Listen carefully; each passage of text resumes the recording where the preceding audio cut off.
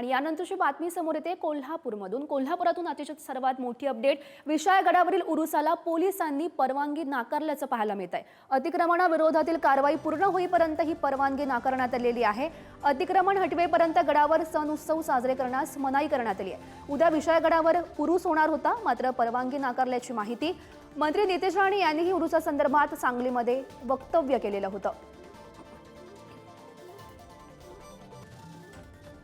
आणि या संदर्भात अधिकची माहिती जाणून घेऊयात। आमचे प्रतिनिधी शेखर पाटील सध्या आपल्यासोबत आहेत। शेखर, आपण पाहिलेलं होतं, नितेश राणे यांनी वक्तव्य केलेलं होतं की हा उरूस होऊ देणार नाही, त्यानंतर आता पोलिसांनी ही परवानगी नाकारल्याचं पाहायला मिळत आहे।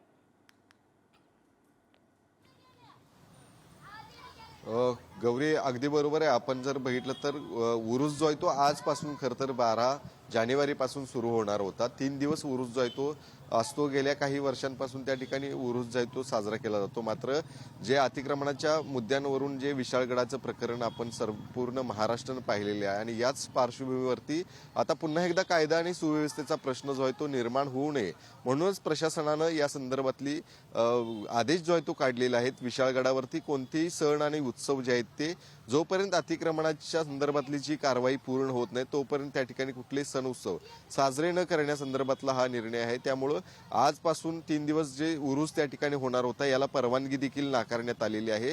आणि याच पार्श्वभूमीवरती मोठ्या प्रमाणात खरं तर उरुसाला दरवर्षीच गर्दी होत असते आणि म्हणूनच यावर्षी उरुसाला त्या ठिकाणी गर्दी होऊ नये यासाठी पोलीस बंदोबस्त देखील त्या प्रमाणात तैनात करण्यात आलेला आहे। मोठा पोलीस बंदोबस्त गडाच्या पायथ्याला आणि गडावरती देखील तैनात करण्यात आलेला आहे। त्यामुळे निश्चितच आहे, एकीकडे सांगलीमध्ये नितेश राणे यांनी देखील जे वक्तव्य केलं होतं त्यानंतर प्रशासन देखील जागं झालं आणि त्यानंतरचा हा आदेश जो आहे तो त्या ठिकाणी काढण्यात आलेला। त्यामुळे निश्चितच आहे, आजपासून 3 दिवस होणारा हा उरूस जो आहे तो त्या ठिकाणी परवानगी नाकारल्यामुळे आता होणार नाही। गौरी,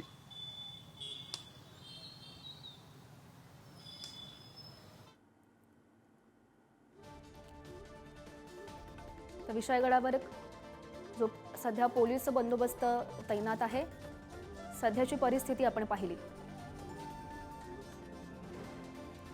शेखर, धन्यवाद दिलेल्या सविस्तर माहितीसाठी।